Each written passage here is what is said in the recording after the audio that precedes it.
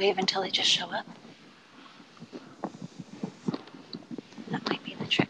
Good morning. Happy Wednesday.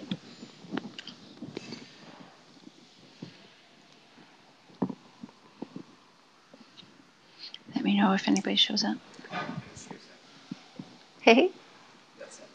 Oh. Good morning, everybody. It's Wednesday. That means it's time for our mystery summer sampler. Are you ready for our next block? And is the screen already split?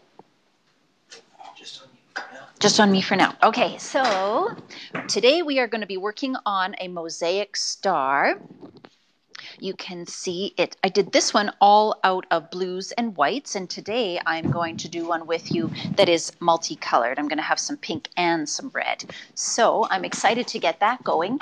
If you have not been following along, then you are going to visit us at sparrowquiltco.com and you're going to put in your information there and we will send you the patterns. We've been releasing a block pattern every single week, and you can even follow the link that's above this video. Thank you to Matt for reminding me of that.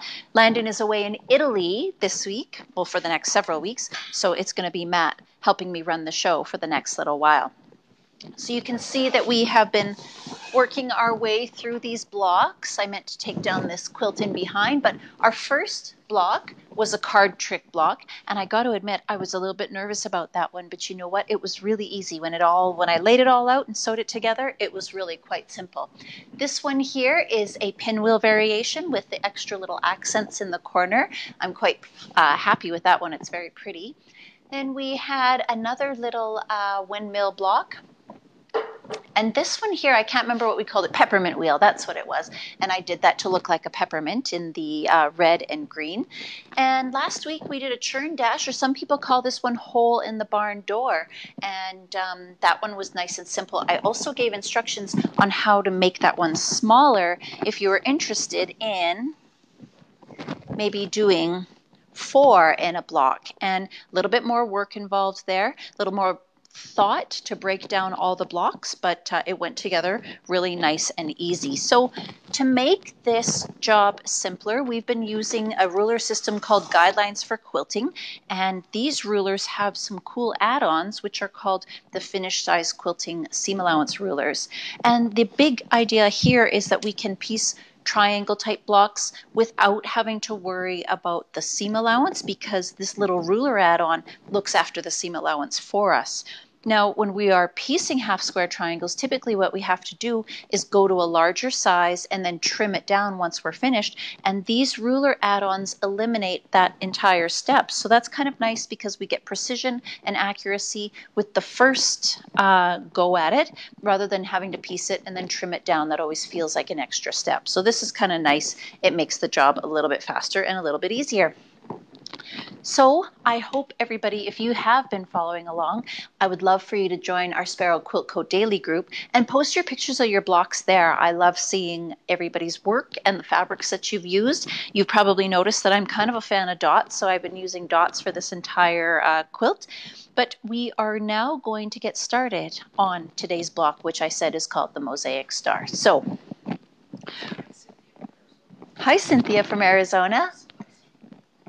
Celeste from Oklahoma, thanks for watching.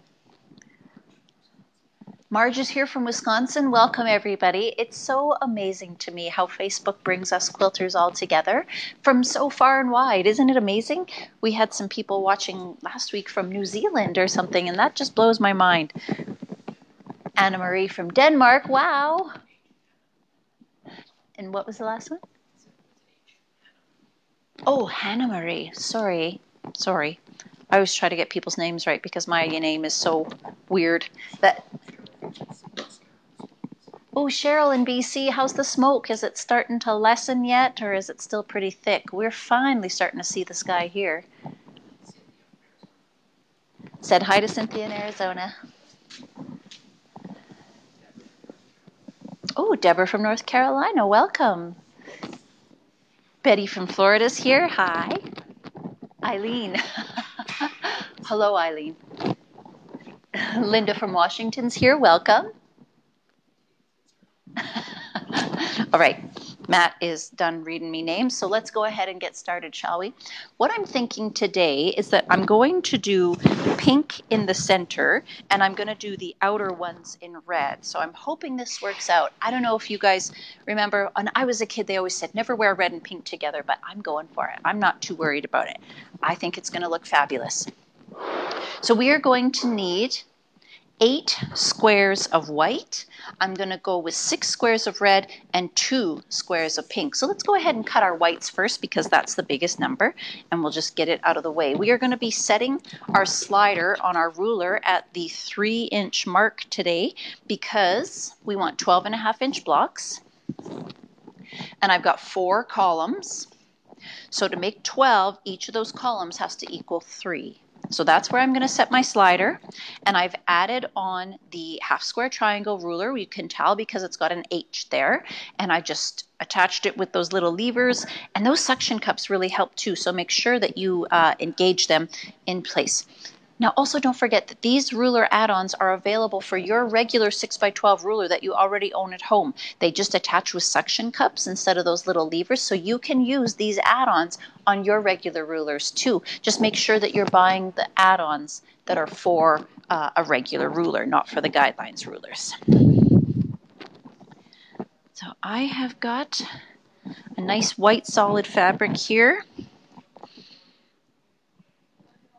And I am just going to cut off a strip that is 3 inches plus my seam allowance.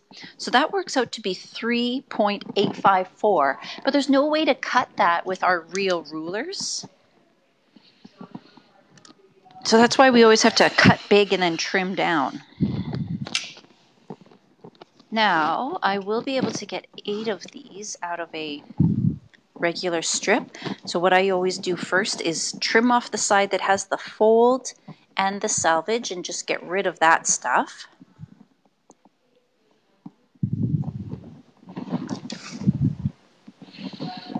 And then I've got this folded so that there's 4 layers, so I'm just going to cut 2 squares, and then I will have my 8 squares already cut. We don't want to leave them as squares. We're going to cut them once more on the diagonal, and we're going to end up with 16 little triangles. Okay, there's one little stack of 4. And here comes my second little stack of 4. Hi, 4-year-old from Texas, Heather's little guy. Welcome to the show. Is your little 4-year-old interested in sewing already, Heather? I found the kids always just fascinated with my machines when they were small.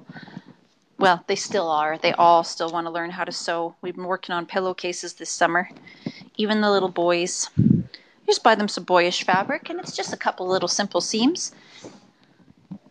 I use that pattern for that big pillowcase challenge. There's like a self-finishing pillowcase that you can do with the kids so that all the raw edges are enclosed, and it seems to last a long time for them. And then they just have a simple, easy success. It makes them really happy. Okay, so I have turned these on point, and I'm just cutting on the diagonal on all the squares, so I'm going to end up with 16 little triangles there. Okay, so you're going to find that this block is fairly straightforward. It's really easy, but I'm going to give you a couple of tips today on how to sew things. You'll be able to watch the seams as you're sewing along, and that's going to help you keep your points nice and lined up. Also, I really like fork pins, so if you own fork pins, when you are piecing intersecting seams, that's the time to bust them out to make sure that your piecing stays nice and accurate. Next we need pink, and we only need 2 squares of that.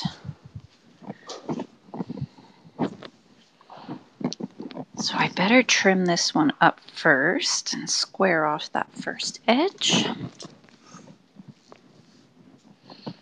Matt's rearranging things here. I'm assuming he's trying to get you a better view.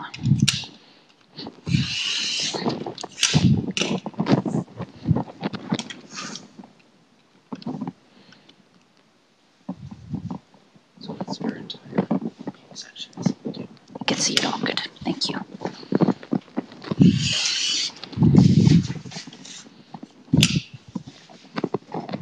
So this time I only need 2 squares, so I'm not going to cut 4. I'm just going to open up that layer and I will cut off the selvage.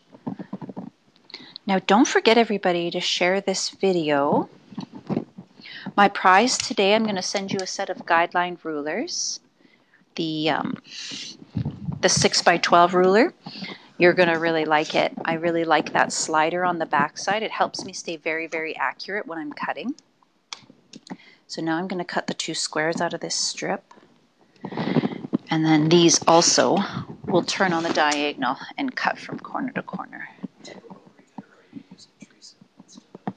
So Teresa's asked what kind of rotary cutter I'm using. This is an ergonomic rotary cutter. You can probably see, Teresa, that I'm holding it a bit different than the typical rotary cutter. And it just eliminates strain on my wrist and my hand. I used to have a chronic pain in this knuckle, and it has gone away ever since I started using this rotary cutter. And it is available in left and right hand. You can see it's definitely right-handed. This one, the blue-handled one, is available for left hands. And these come in 28 mil, 45 millimeter, and 60 millimeters, so you can get one for whatever size of project you are after. Like I was saying before, please share this video. I'm going to give you a Guideline ruler as a prize today. We'll announce the winner at the end of the show. But go ahead and share this video so that you can be qualified to enter that prize. Oh, yes, and please mention in the comments that you have shared. Then we know who to look for. Now this piece is a little bit wonky, so I better square it up before I keep cutting. Always wise to square that first edge first. Otherwise you'll be disappointed when you realize that it was a little bit inaccurate. There's no machines running today. It's so quiet in here.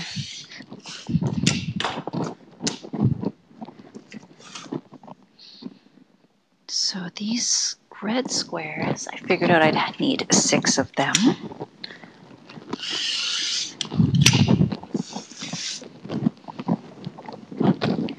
So let's still cut off that fold in the selvage, and then we can cut a bunch of squares. I always like to line up my pieces with my lines on my cutting mat, and then I know that I have things arranged nice and square. It could just be me being fussy too. That's completely possible. Matt's laughing at that. All right, so I got 4 layers. This is going to give me 4 squares. And then I'll open this one up, so I just cut 2 layers this time.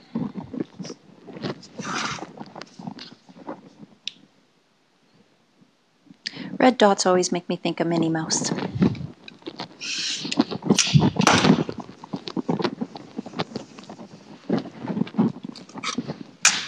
All right, I'm just going to give those a quick press because they're going to lay flatter if I press it first, and it'll be easier for me to cut my triangles. There we are.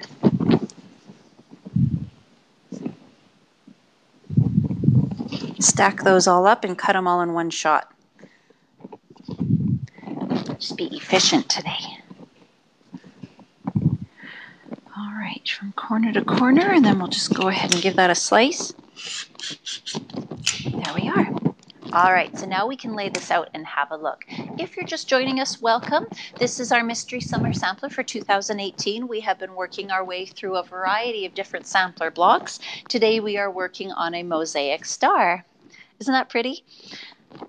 I'm going to do mine in a slightly different color layout today, so hopefully it looks really good, just like this blue one does. If you're interested in joining along, you can click the link above this video, go to the website at sparrowquiltco.com and sign up for the patterns, and we'll send them to you each and every week.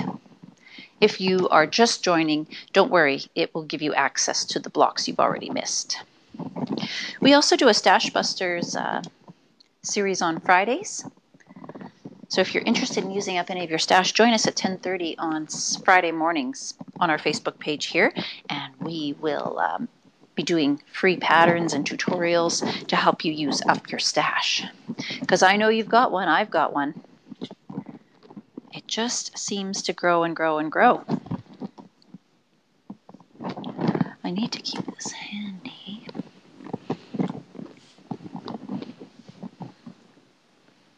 What's your tip? My tip is going to be during the sewing when I'm showing you how to line up your points a little bit. It'll be for precise piecing. Thanks, Donna. I really appreciate you watching. There we go. Becky wants to know each of your questions. Kate? Becky, that's a great question. Do I iron my fabric beforehand? If it's really wrinkly and misbehaving, then yes, I definitely will press my fabric. I use my fabric straight off the bolt. I never wash or pre-wash anything because I like the way it behaves a little bit better. So there are times when I do have to press things. Like you can see that little guy there is just trying to make his way out into the world. It'd be difficult. Hard to believe, but yes, I often press before I do my piecing.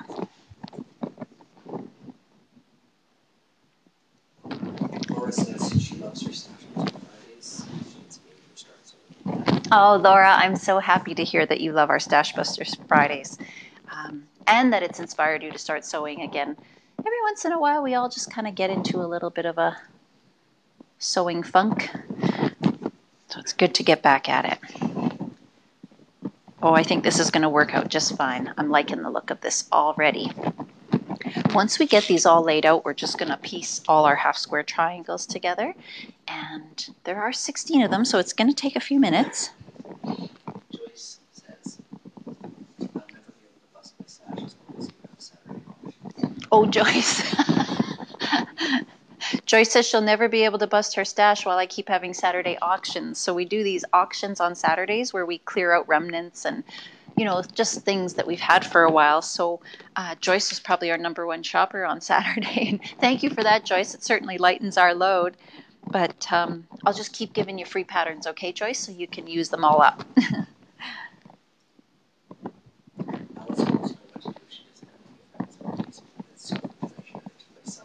You sure can, Allison. You go ahead and share the video to yourself. You're just underneath the video, you'll see the options to like, comment, and share. Just hit share. And even if none of your friends sew, that's okay. You shared. You did your part. You fulfilled your obligation. I think I like this better in 2 colors than I did in 1. Makes the star a little bit stronger, I think.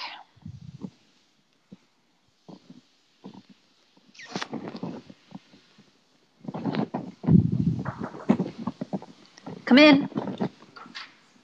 We got a visitor. Hi, Estelle.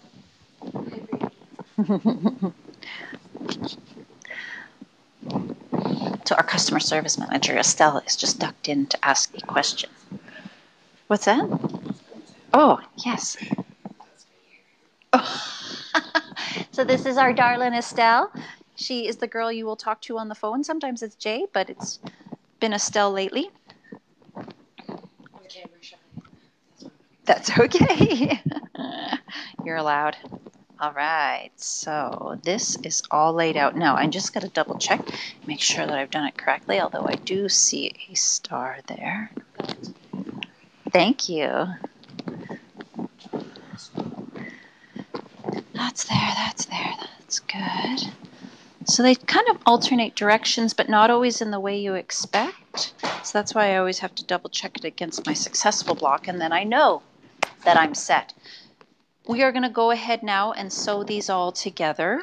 I'm not going to worry too much about keeping track of their placement until I've got them all together. So let's get going on this. Okay, so Matt says there's some questions.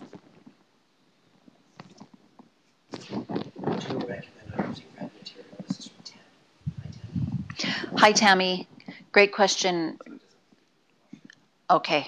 So you want to pre-wash your reds before you put them into a quilt. I understand. I've done that too. That's probably the only fabrics I've ever pre-washed is reds that I was putting with whites. So my mother-in-law taught me years ago to wash bright colors with vinegar. And you can also get a product in quilt shops called Retain.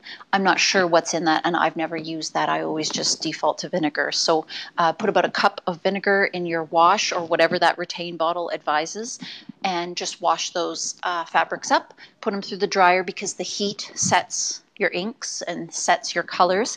If you're still not sure, like it's really, really rich with color, you could take that washed and dried fabric and put it in water. If you see that the water still turns red and there's still excess dye in there, I would give it another wash and see if you can seal it once more. So what kind of iron I'm using? That's right, I don't stand it up. It's got these little legs that lift it off the floor or off the pressing surface. It's called an Oliso iron. I've got them on the website in 2 different sizes. This is the big one, Oliso Pro. The little blue, or it's not any different in size, but the blue one is also really great. As soon as I put my hand on it, the legs drop and I can start pressing what I am working on. It has an auto shut off after a few minutes. It's got a really nice long cord with this ball joint. That makes it nice so that the cord doesn't tangle up. And as soon as you release your hand from it, those legs raise up. So even if you accidentally leave it on your fabric, it will raise itself up off of the fabric and then it won't scorch whatever it's sitting on. So that's really nice.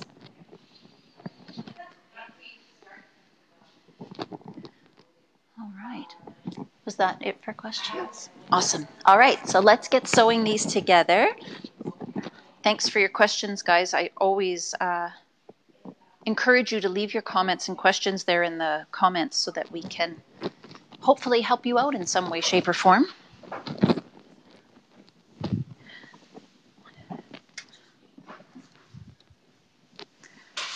So I am just going to chain piece these, just one after the other after the other. It makes me feel like I'm getting somewhere faster.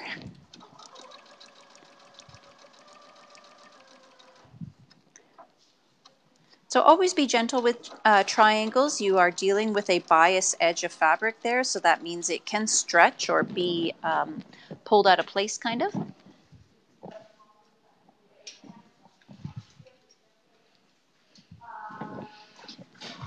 And we don't want to distort our fabric, that's for sure.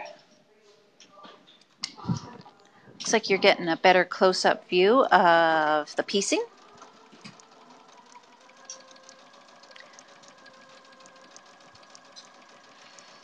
We've been pondering the idea of getting our producer, whether it's Matt or Landon, a mic so that when they read the questions out loud, you guys can hear them.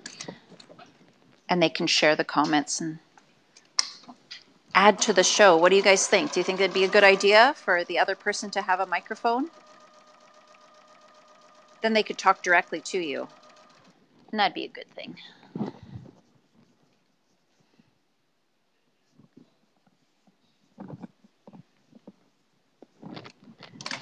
Oops.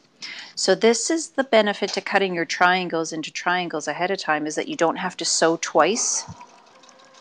You know how you normally do half square triangles? You take the 2 squares and face them to each other and draw a line up the center and then sew on either side. This prevents all of that, which is kind of nice. You know, that does add a little bit of extra work, drawing the line and then cutting them apart and then trimming them down. I mentioned that earlier too. Oh, good. What size, sorry? Oh, the block will be 12 inches. Well, 12 and a half, but 12-inch finished.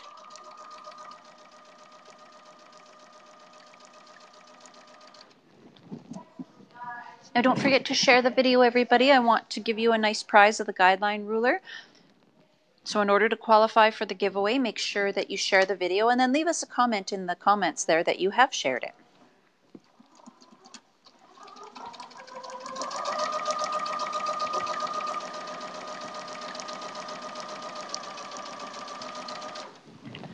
Now, because my other fabric is white, I'm going to be pressing all my seams towards the darker fabric, the reds or the pinks.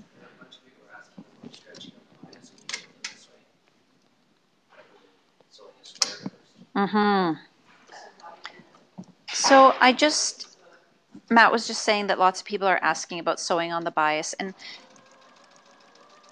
it's definitely something to be aware of. It is, something you need to be careful with. You don't want to stretch those edges or pull on the fabric while you're sewing because you want it to stay intact. As long as there's no bias on the outside of the block, we should be okay. That's when we start really getting into trouble, is when the bias is on the outside or on the outside of the quilt. I always avoid that no matter what. So as long as the bias is to the inside and you're piecing it together, it stabilizes it right away. I don't like ripping out seams because that makes that bias edge more fragile. But I'm just sewing nice and slow and carefully and never pulling on the fabric, just to make sure that it doesn't stretch out of place. That's true, yes. Matt says you've still got your sizing in it because I've never washed this fabric.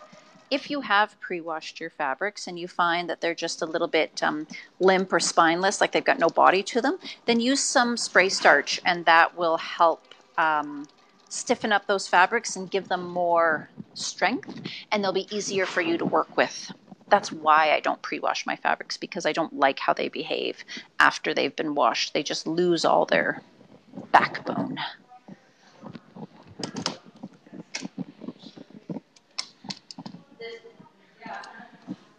But I'm glad you're all aware of the bias edge and that you are wary of it, because this fabric's expensive. We don't want to be destroying it. We want to keep it in good shape.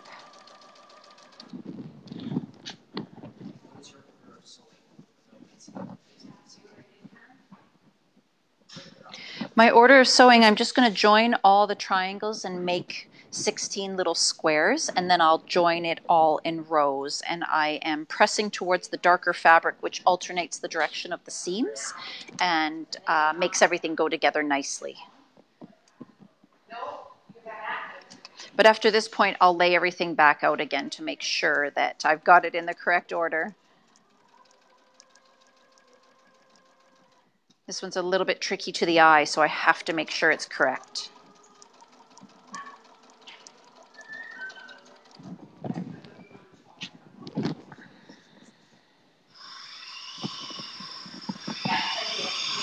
All right, we're almost through the reds, and then I've got those pinks from the center.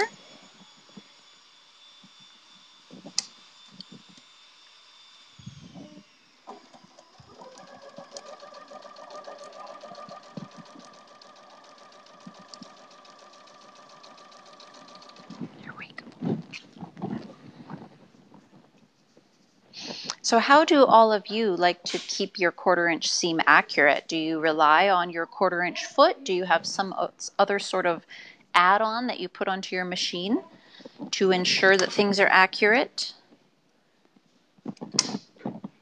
My foot came with a little guard that would hang down the right-hand side, but it was a bit of a gap, and I found that it was making my 1/4 inch a bit fat. So I ripped it off the foot, and I just line up to the edge of my foot. Now I also have a few other methods.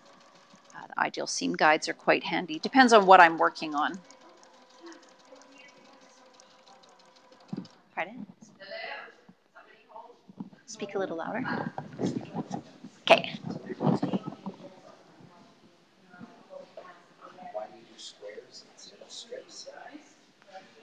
Why do I do squares instead of strips? I could cut strips, but I think you end up with the bias on the outside if you do strips. And I'm using these rulers. See, these rulers, the Guidelines for Quilting, are newer to us, so I'm trying to come up with ways to show how to use them. So that is my I'm catering this project specifically to the Guideline Rulers. I know there's lots of other cool and fast ways to do things with a shortcut, but for this particular project, that's why I'm doing it this way.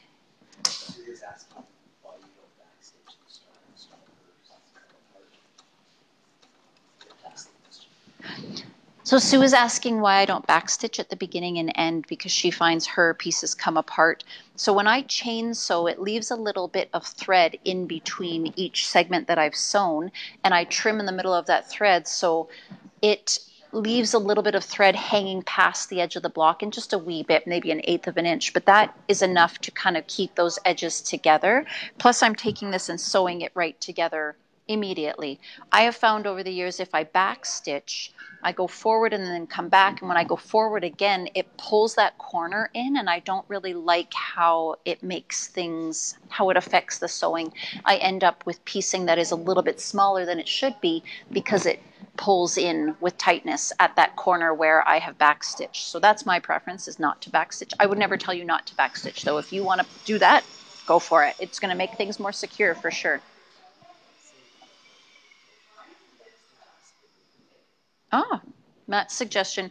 How many of you do backstitch when you start and stop your piecing? I'm curious now that we've got a group of you. Let's ask the group. Do many of you backstitch? And I guess it makes me faster too. I'm impatient. I want to get things done.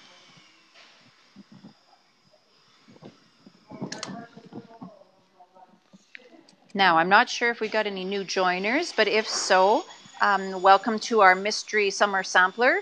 We are doing a new block each and every week on Wednesday mornings at 10:30, and today we are working on this Mosaic Star. If you would like to join in, you are more than welcome to click the link above this video and sign up for the blocks. We'll send you all the prior patterns as well, and then you can join in on the fun. Also, a suggestion is to share this video, as we're giving away a Guideline Ruler set at the end of the show, and in order to qualify for the giveaway, all you have to do is share this video.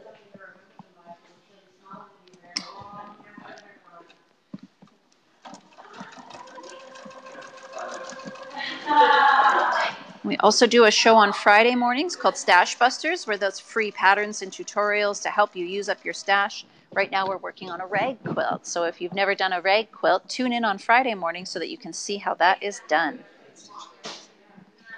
Oh, stitch length? What stitch length does everybody use while they're piecing? I use a 2.5. If I'm sewing over paper, I go down to 2.0. I guess it depends what exactly I'm doing, but right now I'm using a 2.5.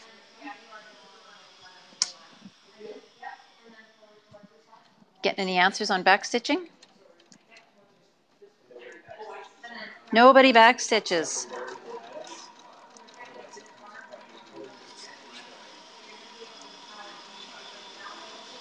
I understand why you backstitch. It makes sense.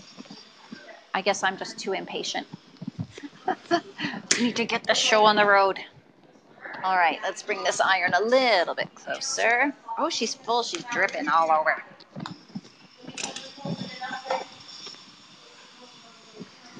All right, so now I'm going to press all these guys, and I told you I was pressing everything to the darker fabric because I don't want the seams to show under my white fabric, but let's admit, it's not the end of the world, even if it does.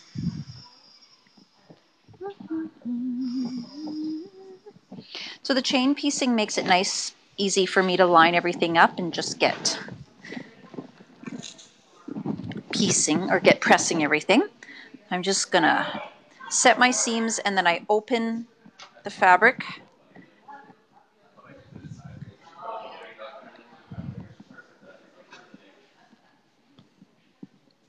And by alternating, and because they all alternate, they're all just going to nest into one another, which makes it really easy to keep things precise.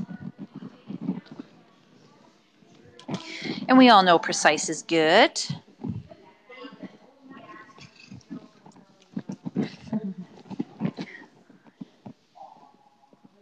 Now the best part about these is I will not have to trim them down to size. If I had done these with my typical half square triangle method, I would press them all first, and then I'd have to trim them all down about 1/8 of an inch. And trimming is never bad. It just takes extra time. But before I sew all these blocks together into a quilt, I'll trim them all to the same size just to make sure everything is going to fit together properly. Have you ever had a quilt where a couple of blocks were bigger than the rest? and things didn't quite fit together properly. It's happened to me a lot. So I've learned to trim all the blocks to the same size.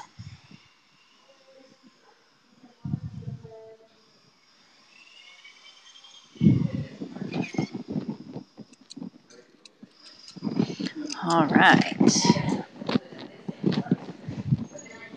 There's a lot of these little guys.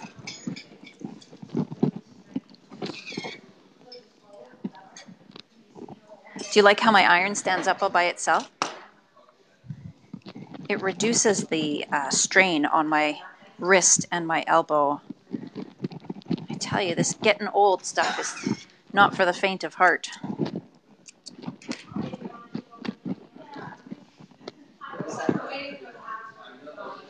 So I have this little, okay, what am I ironing on? That's a great question. This little yellow circle is a pressing surface. It also has a rotating base, kind of like a round table, and it also comes with a cutting mat surface. So if I'm squaring my blocks and I don't want to disturb the block, I can just spin it around.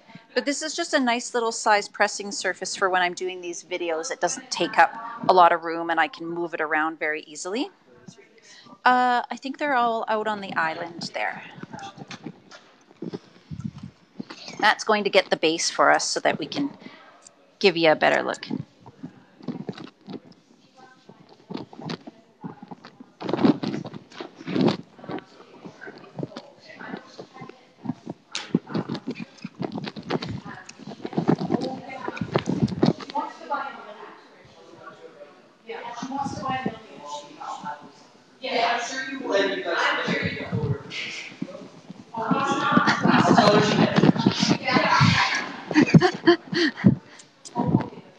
All right.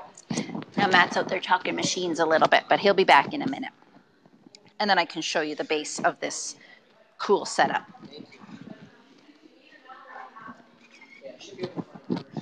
So did you see that? I was a little bit hesitant. I put it right down on that table surface, but it lifts itself right back up. So this is my roundabout. You can see it's just like a record player, and it's got a nice flat base, non-slip base. It also comes with this cutting surface. So when I need to trim up a block, I can lay it out there. I can trim my two edges. And then instead of flipping the entire block, I just turn the roundabout, and it makes it really easy to do my trimming up without disturbing the placement of the block, because you know you get it just right and you don't want to move it, and this makes it a lot easier because then you don't have to. So here you can do the same thing with pressing.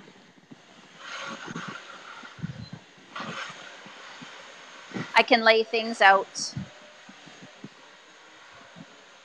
and if I needed to, I could rotate the mat around. So it's really pretty handy. It does a lot of cool things. It's very portable as well. It'd be great to take on retreats or to classes or that sort of thing. I always like to have my own personal pressing space when I am at a class or retreat. So when I'm there to sew. And I find it really hard to get in to the communal pressing space when there's, 30 plus women in the room.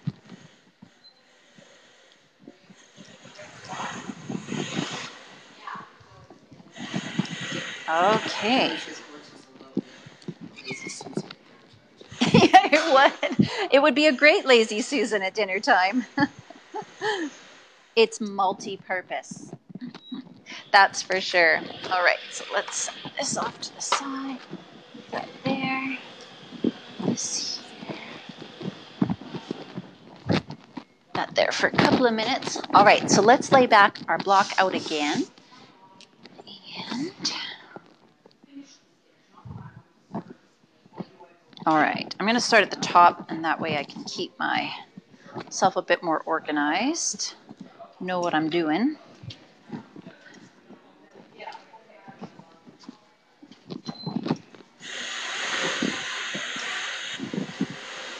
If I lay out my outer edges first, that might do it. Help me stay on track. How's the battery on that little guy?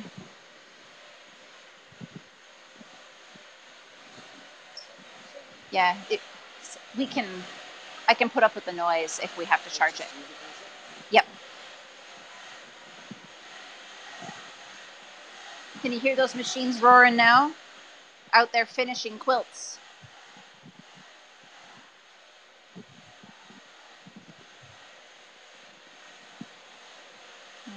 Nope, nope. See, it's a good thing I have my reference because that's what keeps me on track. I'd have something to compare it to, right? There we go, and there we go. All right. So that's looking super cute. I'm pretty happy with it. Drip this water all over the place. All right, so now we have to sew this together in rows, and what you're going to find as you put it together is that the seams will point opposite directions, which is really nice. It makes everything nest together nicely.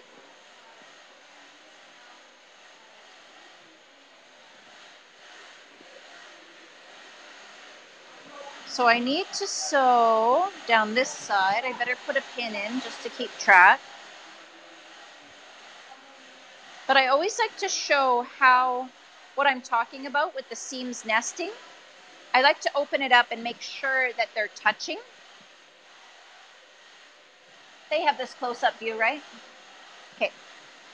So I'm just going to start sewing up in this corner.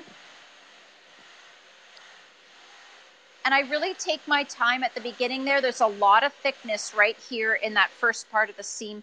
Once we get down here, it certainly lessens. We're back down to 2 layers instead. And it'll go easier once you get past that little bit of thickness. But I'm going to hold that in place really well and just sew down that edge.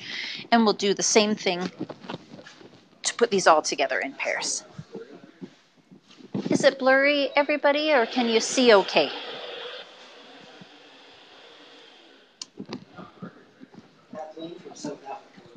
Wow, Kathleen from South Africa, welcome. That is so cool. What time is it where you are in South Africa? I'm just a bit curious. I'm nosy. I need to know. All right, again, we're going to make sure that corner lines up nice with the 2 seams. And we're just going to stitch down this side, and then we can join this entire row together.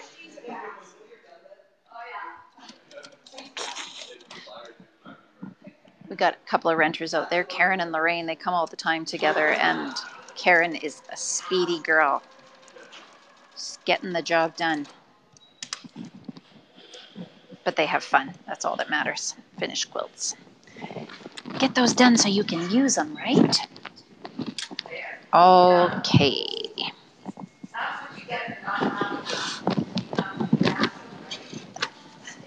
So we'll press these towards the red. And again, press this towards the red. So now these need to join to one another. And you can see that sewing my perfect 1/4 inch created a nice 1/4 inch point away from the edge, which is exactly what I'm after. Now this time when I line up, the top is just 2 layers, but our bulk is going to arrive at the bottom. So I am just going to make sure those are lined up correctly. And keep them in place so that my points don't go off. What happens as I sew towards that thickness is the pressure from the presser foot pushes it. It just wants to go to where there's the least resistance. So as it encounters that bulk, it pushes it off to the side a little bit, and then my 1/4 inch seam allowance isn't accurate anymore. So I really want to make sure that I'm holding this square as I finish off sewing it so that it doesn't take it and skew it just a little bit, because then my precision goes out the window.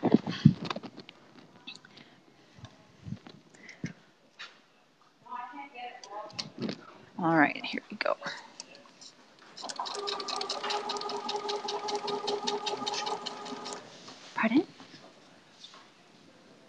It should be the same as capital M.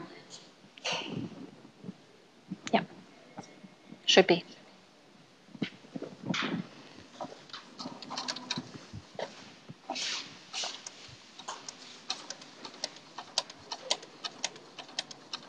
All right, Matt's just come back into the room. He's going to look and see if any of you have asked any questions for me.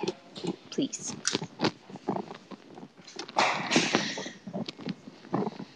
Now, this entire... Okay, we'll have another opportunity to show the nesting here in a second.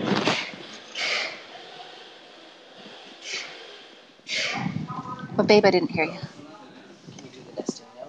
Yeah, I sure can do the nesting again. Do it to that. Yep, no problem.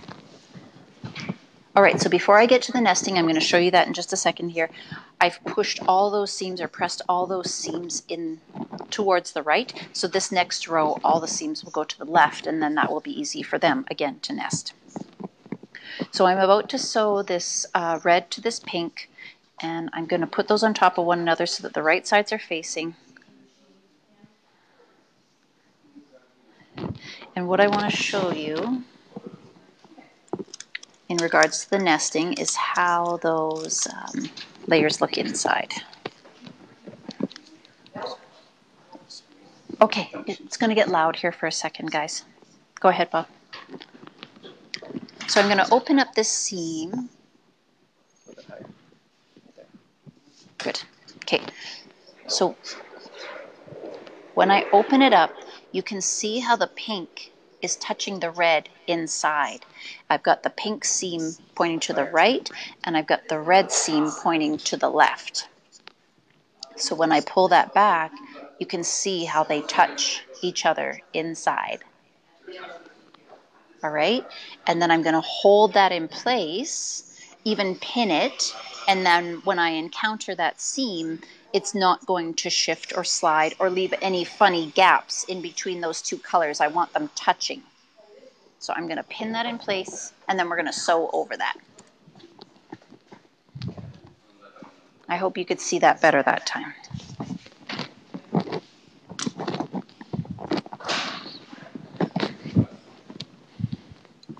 It was too blurry last time? Must have been.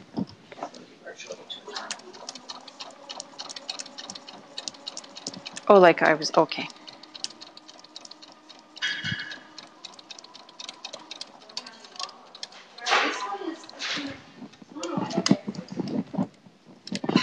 All right, let's pull that seam out. So now when I open that up, you can see that that point, or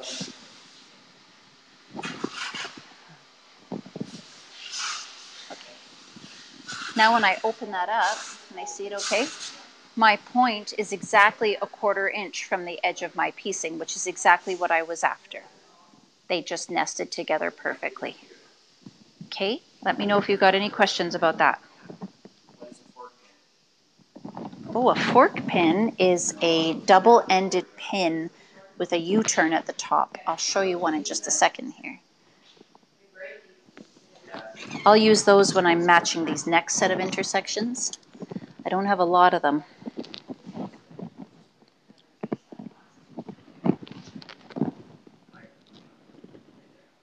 That's a fork pin.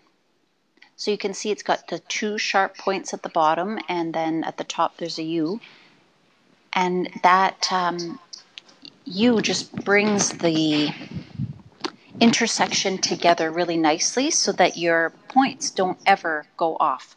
I made a queen size Bargello. It's on the other side of this wall, and it so many fork pins. Like each strip ended up being 200 and some fork pins. I think there was so many intersections, and I didn't even have enough to complete that entire row. I had to use like 40, pull them out, and then reinsert them as I went. But it was so worth it because every point of that Bargello is bang on. There is no points that are off at all, so it's worth it. If that's the kind of sewist you are, if that's your goal when you're piecing, is to get your best accuracy. And I'm always a little bit reasonable about it. Like if I sew something twice and it still hasn't turned out properly, it's going to stay the way it is. I'm not going to kill myself trying, but I am going to put in at least once or twice good effort. But there just comes a point where you just cannot rip the fabric apart anymore. It's going to start falling apart.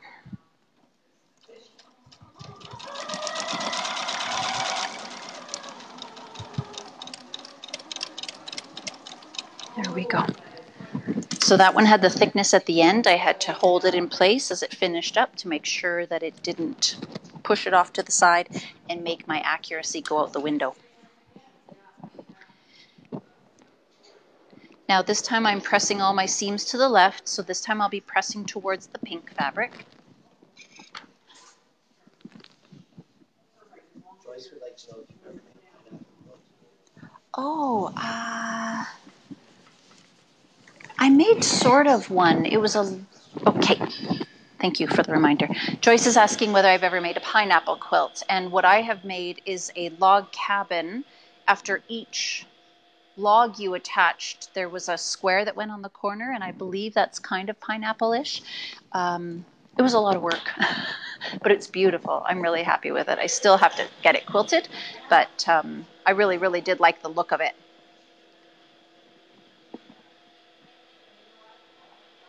So now I'm matching up these two little seams, and again I'm going to make sure that those seams on the back are going in opposite directions, and that's going to make it all come together really nicely. You have to be careful when you're starting with a big fat corner like this. Sometimes it's hard to get it moving under the presser foot, but just take your time and be patient.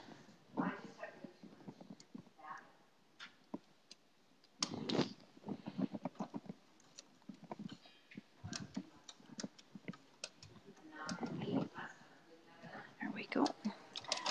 Okay, so this row will be complete after this. And then how about I show you the fork pins and how to join those two rows to one another.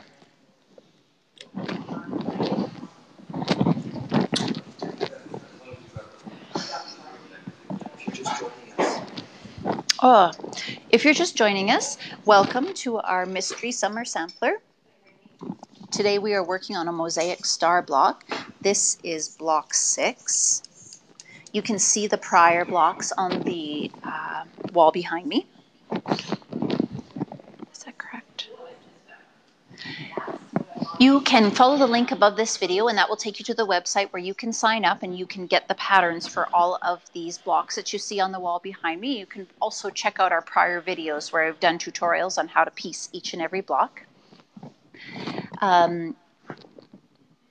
We're also giving away a prize at the end of this video. We're going to give away a set of the Guideline Rulers that we're using for this project. So go ahead and share this video. That will get you entered into the prize draw. And then just leave us a comment here in the stream that you have shared the video. All right. Can you sew over the fork pins? I do. I know a lot of people don't like sewing over pins, and that's fine. I see the point of pinning things to keep things accurate. So to me, to pull the pin out at the most important part doesn't make sense. So I just very slowly stitch over those pins, and more, I think of it as walking over the pins. I never full out sew full speed because that needle is coming down at a high speed. If it hits that pin, then it's going to deflect and the pin can break or the needle can break and fragments of metal go flying.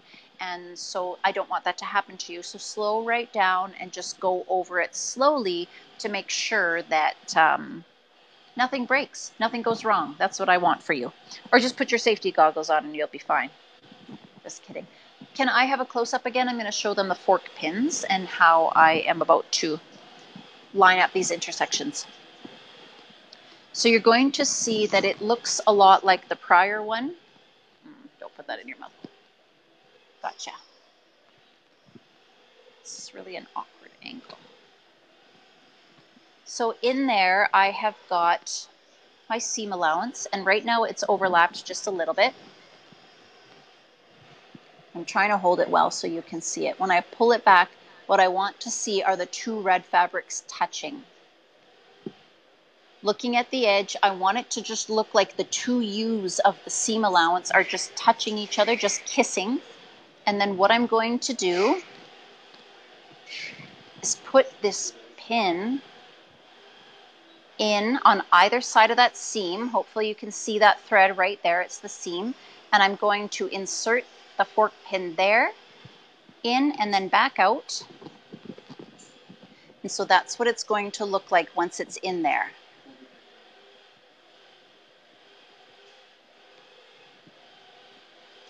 It's on either side of that seam. And the U just brings those fabrics inside the seam together so that they're touching. All right.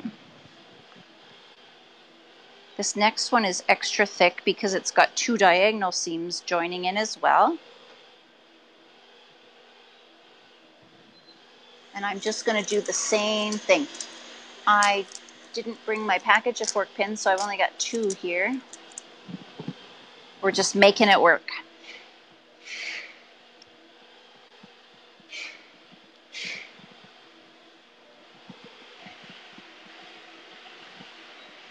Now this is what I wanted to show you about not getting our points cut off. Hopefully I can set it up so you can see it really well. Can I see it good? Okay, so we've got a diagonal seam coming in from the left. We've also got a second diagonal seam coming in from the right. I am now going to sew across here at 1/4 inch. I also have yet another seam coming straight up from the bottom. And you can see where those kind of intersect. I want to make sure that I pass right through that same intersection because that's going to keep all my points lined up. Those intersections are telling me that there's a point right there.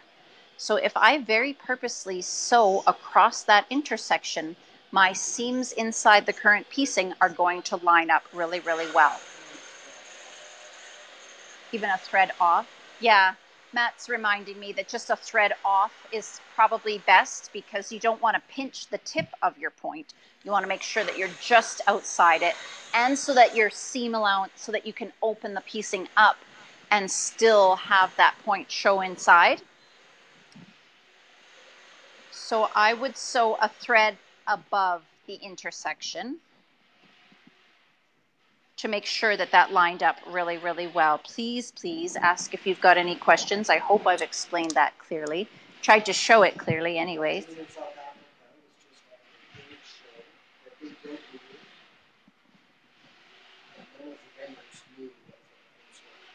Wow.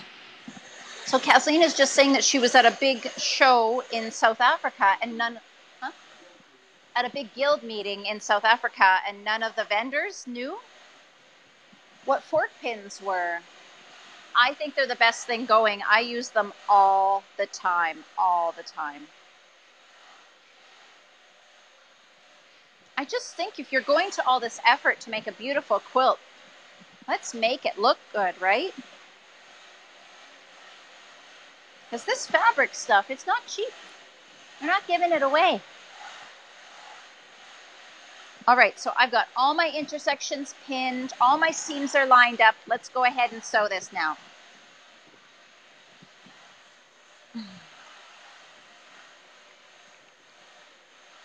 It's a bit thick at the beginning, so I'm going to take my time starting, and I've got several pins in there, so I am wanting to be careful as I sew over those pins.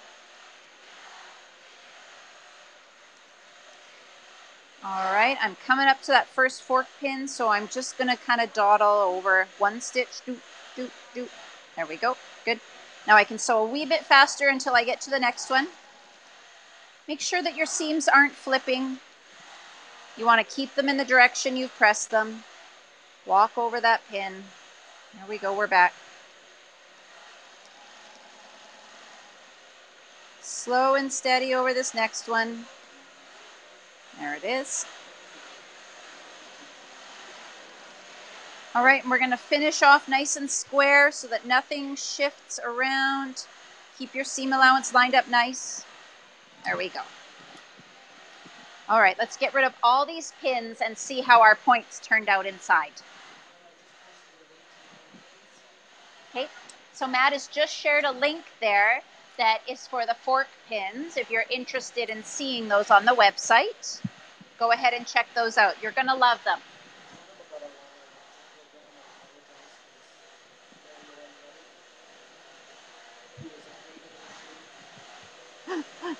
Okay. Oh yeah, that looks really good. Can you hear that machine, how fast it's going?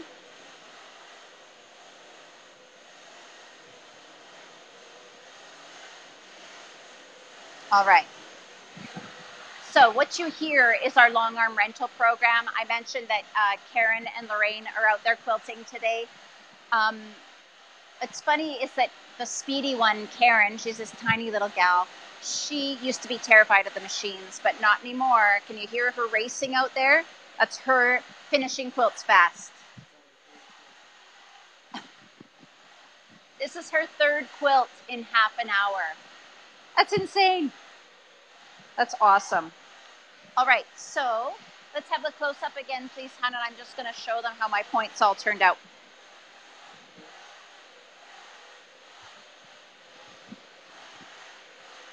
So there you can see how my points, right there, exactly 1/4 inch from the edge. That's, okay, so there now you can see the 1/4 inch from the edge. The next one there where the two red tips match up, that turned out really nice. The center of what looks like a pinwheel currently, that turned out really, really well. I'm trying, Matt, I can't really tell. So there you can see that center turned out really good. And there's my last one. Sorry guys, it's really hard for me to tell where everything's showing. Okay, now I got 2 more rows to join. I'm just gonna grab a quick drink of water.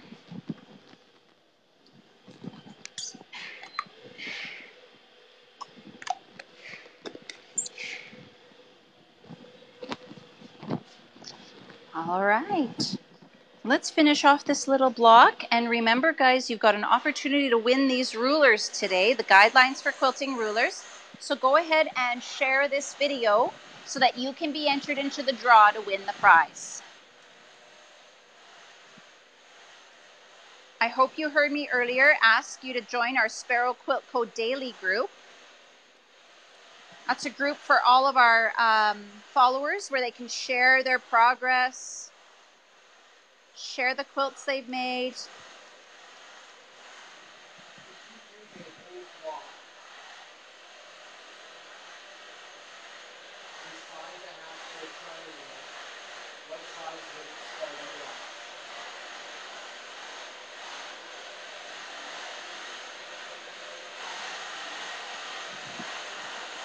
Who's asking?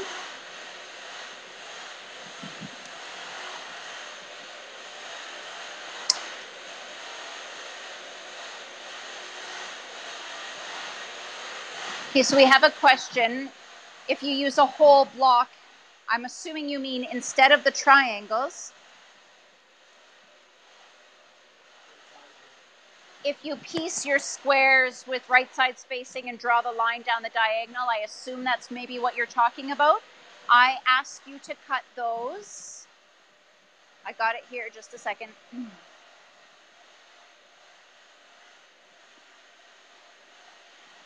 So you're gonna cut 4-inch squares, draw your line down the back, sew on either side, and then split it apart so that you get 2 half-square triangle units. Hopefully I understand what you're asking. You're gonna cut those squares 4 inches. And then you'll have to trim them down to 3.5 afterwards. That girl is fast. Wow. That one goes there. That one goes there. These ones all need to press to the right. So I'll take a second and do that right now. I find it easier to do it as I go. Sometimes. Sometimes I don't. But I try to do it as I go. Wowzers.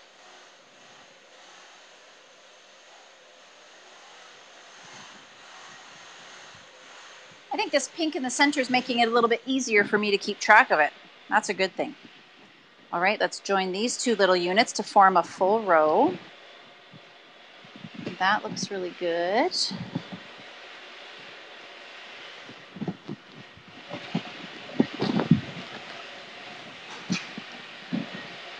The trouble is that we don't have a roof on this room. There's no ceiling. It's just wide open. And then the ceiling outside of the room is humongous, so it gets pretty echoey. It gets just gosh darn loud in here. I sewed too fast over that pin. Did you hear it crack? Did I break it? No! Lucky day.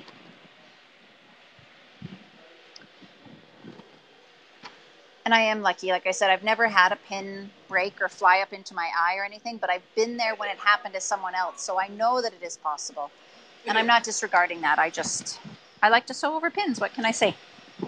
All right, let's join these last few together. We're in the home stretch now. We're past the halfway point.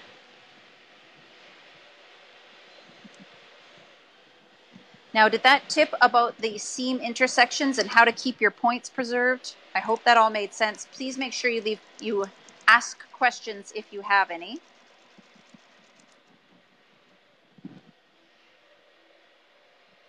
That's what we're here for. In fact, we've been accumulating all these tips and tricks and tutorials into a bigger Learn to Quilt series. So that's pretty exciting. We'll be launching that really soon. So a lot of us are self-taught out there, and sometimes you just find it easier to learn something by watching someone do it. So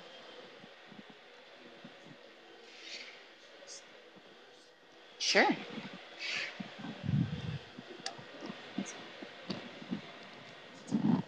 You betcha.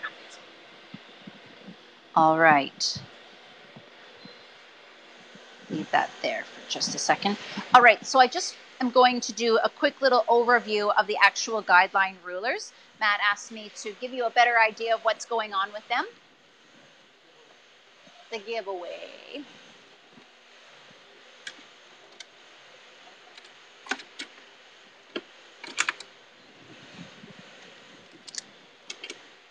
There it is.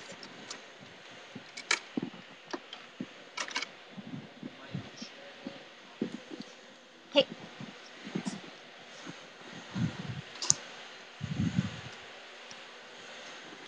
So the Guidelines for Quilting's ruler is pretty cool. It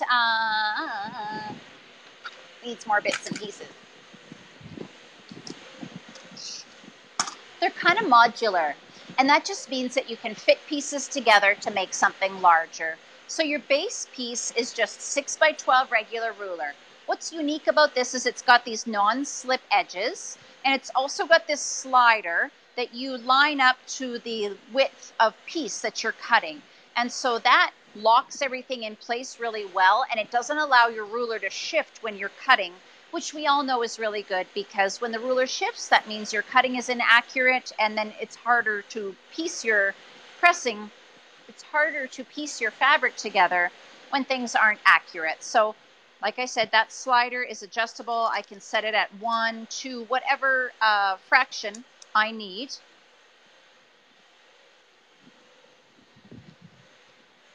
Once you have that base piece, it also comes with this nice finger guard on it, which is great because it protects your fingers while you're cutting. You really don't want to lose a finger when you are quilting. That takes all the fun out of it. And so that little ruler guard just locks into place right there on the ruler, and you'll hold your finger on this side of it so that your finger can never slip off and be in danger's way. You can also take a second ruler, and with the alignment little handle, we can put the rulers end to end and attach the ruler that holds them together. And now we've got a 6 by 24 inch ruler, which is probably what we're more used to anyways. Once you have that together, you could add yet a third ruler and you could do the squaring on your quilts, or you could ditch the long one and just put them side by side, and now you've got a 12 by 12 square. So this set of rulers is really, really cool, has a lot of different options, and I haven't even talked about the Seam Allowance Add-Ons, which is what I use to cut out all my pieces, but they have the finished size quilting add-ons, which are for squares, half square triangles, and for quarter square triangles. So it takes all the guesswork out of making different blocks. Let's say you saw this block at a quilt show and no pattern was in sight, so you wanted to make the block, but you weren't sure how to go about doing it. You could use these rulers to eliminate all the math. If you knew that you just want a 3-inch square, but you're not sure how to calculate that seam allowance, you're just going to add on this little guy onto the edge of the ruler, and it takes all the math out of the equation. No calculations, no funny figuring, just straightforward and simple. So that's why these rulers are so, so great, and that's what our giveaway is today. So yeah, if you know that you want that to be a 3-inch square, you're going to set your slider at 3 inches, and then you add the seam allowance with this little add-on. You don't have to factor the seam allowance in here. Zero math. Yeah, I covered that already. All right, so like I said, that's our giveaway for today. I want to send you a ruler with the finished size quilting add-ons, and that will get you started and give you all the supplies you need to follow along with this project that we've been doing.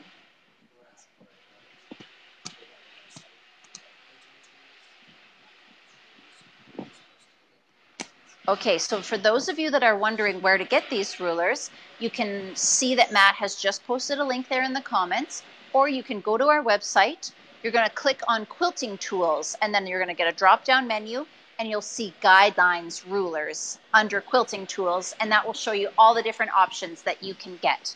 I also just want to mention that this little handle, I've got one just on my 6 by 12, and this is the one that joins the couple of rulers together. I love having this handle on my ruler. It makes it so easy to just pick up and move that ruler. You're normally kind of prying at the edge, trying to lift it, and that disturbs your fabric underneath. This handle is such a great addition to this little system. So hopefully that answered all your questions about how to use these rulers or what they're for. And now we can finish up the piecing. But don't forget to share this video so that you can be qualified to win that little prize that we are giving away today, okay? Just let me get this stuff back where it needs to go, and then we will finish that piecing.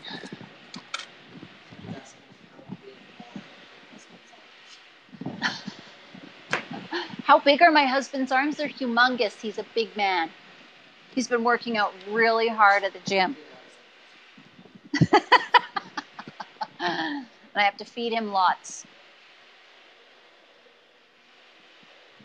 Okay, he just admitted none of you asked that. All right, so I've got this last little seam in this particular row ready to stitch up. Let's get this done so you can see my finished little block. Oh, what went wrong there? What happened?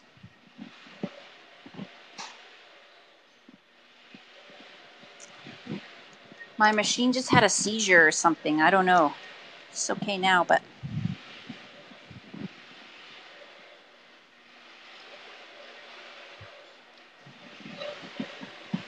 All right, let's try this again.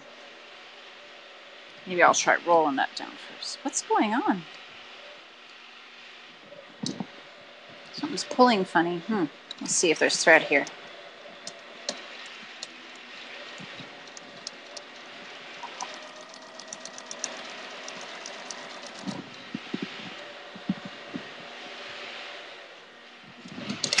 All right, we're good. We are good. press this in the right direction. And then we can join those last 2 rows to finish off this block. Is this correct? Yes, it is. These are all pressing to the left. So we'll get this last one done.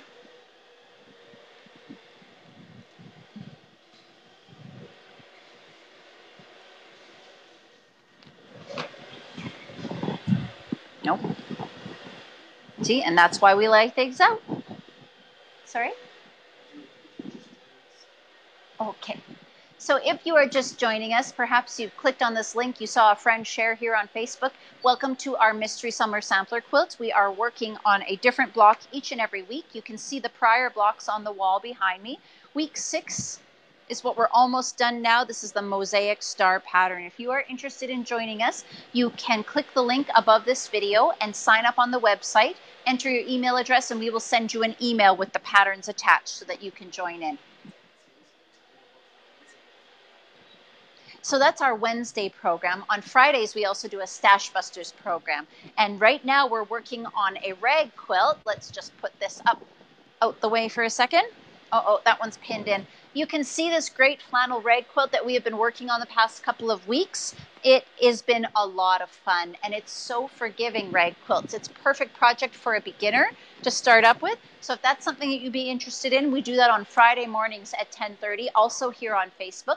You're going to have to sign up for that one as well so that you can get the free pattern. So again, visit us at the website sparrowquiltco.com and you can enter your email address. You'll receive the pattern by email and hopefully you can get all your pieces cut out so that you can join us for the fun on Friday. There are prior videos there on the website that you can watch in order to get yourself caught up. Just like there's prior videos for this project that we're working on right now.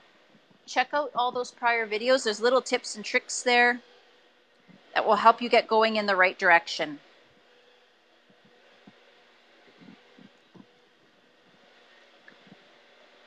And Joyce says, could your needle be slightly bent? Joyce, you might be right, actually.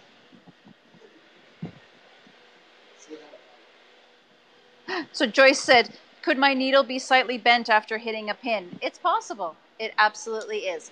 I was able to finish sewing that up with no problems though, so I think I'm okay.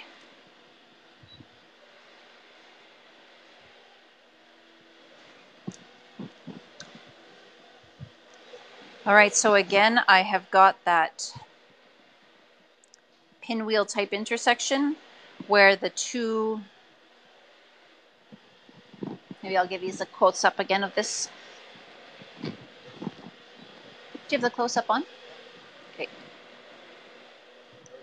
So what I'm trying to show you here, you can see how the diagonal seam comes in from the left. There's another one coming in from the right, and then we've got one coming straight up. Ideally, those 3 seams are intersecting right at that point right there. So when I sew it, I'm going to sew right through that intersection, actually maybe just a thread above it, and that will preserve that point that's inside. But our piecing shows us the way with the seams that are in it. You will always be able to preserve your points by looking for that little type of intersection and making sure that everything lines up nicely. And then just piece and sewing in the right spot.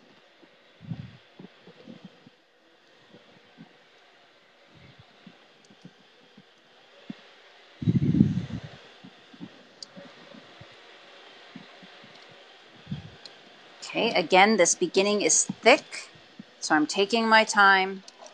Plus I got a pin in there, which made it even thicker. I'm approaching another pin, so I'm slowing down. Okay. Oh, nice. Okay. So Matt has just posted a link for the rag quilt that I just showed you. It's called Stronghold, and where you can sign up to join us for that one. And don't forget that the video's at 10:30 on Friday mornings. This one we always do at 10:30 on Wednesday mornings.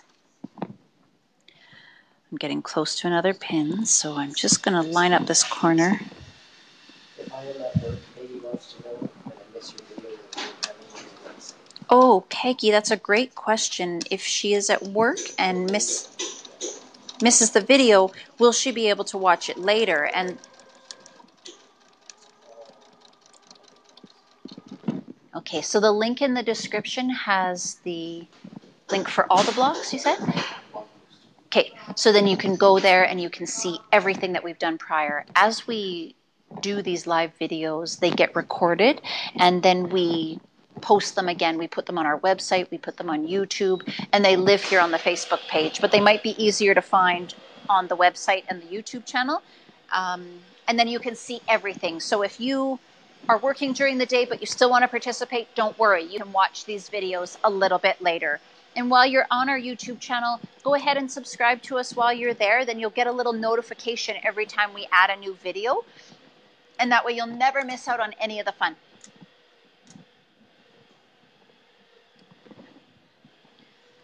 All right, so let's press this, and then we got one more seam, and this block is gonna be finite.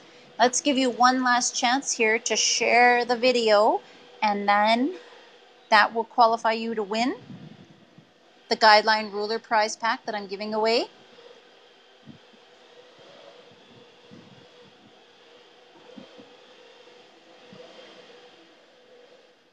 And then at the end of the show, we will announce our winner, okay? All right, so now I'm going to put the top onto the bottom, and we're going to do one more set of pinning here. These seams are going to be thick, so take your time with them.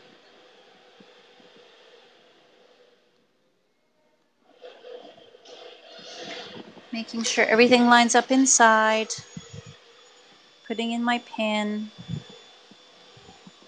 That corner, there's no intersection there, so I'm not too worried about that one. This is just a straight intersection, so I'm going to save my fork pin for the next bulky one. I like to use fork pins here, but instead, if you want, you can just use 2 pins, one on either side of the seam. It's not quite the same as a fork pin, but it will do the job. It's missing that U at the top that really brings everything together. And now here we got another big thick seam. Make sure those are all lined up. And I'm using my fork pin for this one. But as I'm sewing, I'm watching those seam intersections to make sure that I'm sewing in just the right spot to make sure that my points don't get cut off.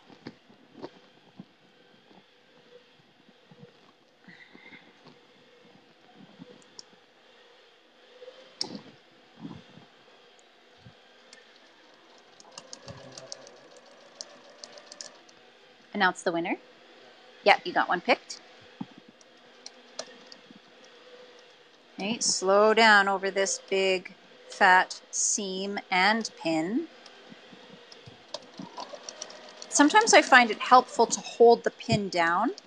That helps ease it through because it gets thick with those pins in there.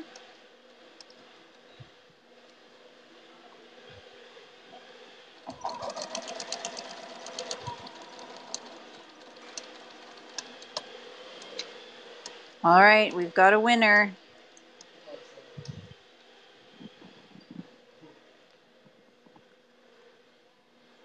Here we go. Yeah, I cut my tails as I go? Yes, I do. I don't like all that thread hanging off. My dog. Oh, the dog ears. Sometimes I do and sometimes I don't. I don't usually worry too much about those.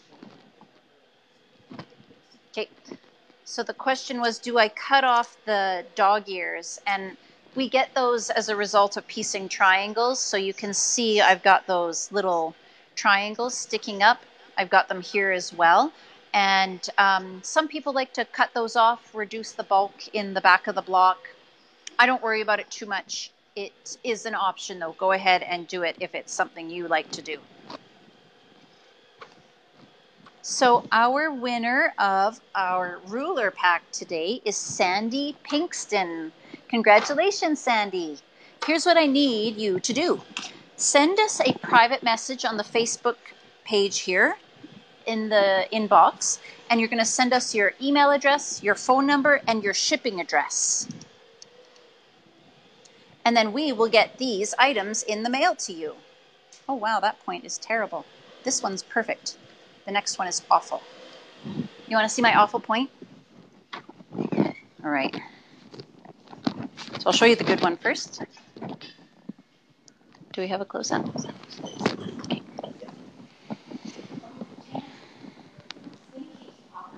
So there you can see, that one's beautiful. Now look at this one. See how the red is kind of floating and the pink is kind of cut off? Not as perfect, but you know what? I'm going to live with it.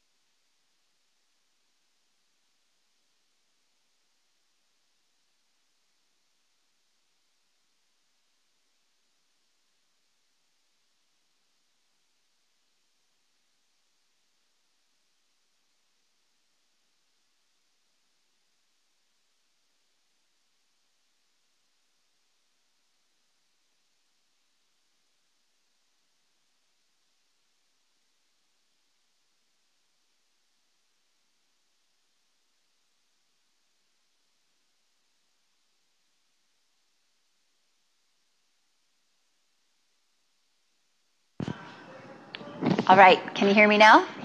There she is, back again. All right, so I was just showing you that intersection there where my threads were off just a little tiny bit, but it made a difference in that point. Now, I'm not going to tear that apart and worry about it, but I just wanted to show you what's the effect of actually sewing a couple of threads off. If you're a couple of threads off over the entire queen size quilt, it's going to add up as you go. So that's why I highly encourage you to be as accurate as you can in your sewing. That's going to make things come together better for you. It's going to look better in the long run. All right, that's my finished Mosaic Star block. I hope you like it in my different colorway. This was my original one, but I thought I better mix it up and do something fun so it's not just the same old repetitive stuff over and over again. Hopefully Sandy Pinkston heard that she's the winner. Sandy, please send me your email address, your phone number, and your shipping address. We'll get an order in the system and we will get your prize in the mail to you ASAP. Thank you so much for joining me today, everybody. I've always enjoyed having you with me while I do this sewing. This Mystery Summer Sampler has been a lot of fun. Please join me again next Wednesday at 10:30 a.m. for Block 7. I've already got it done and ready to go. I'm so ahead of myself. It's just crazy.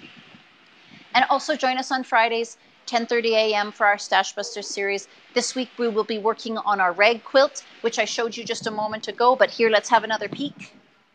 If you've never made a rag quilt before, it's a lot of fun and it's really, really easy. A beginner can do a rag quilt. So join us for that rag quilt on at 10:30 a.m. on Friday morning. Both of those programs, you should sign up on the website ahead of time so that you can get your patterns and all that good information. Again, thanks for watching, everybody. We'll see you on Friday. Bye for now.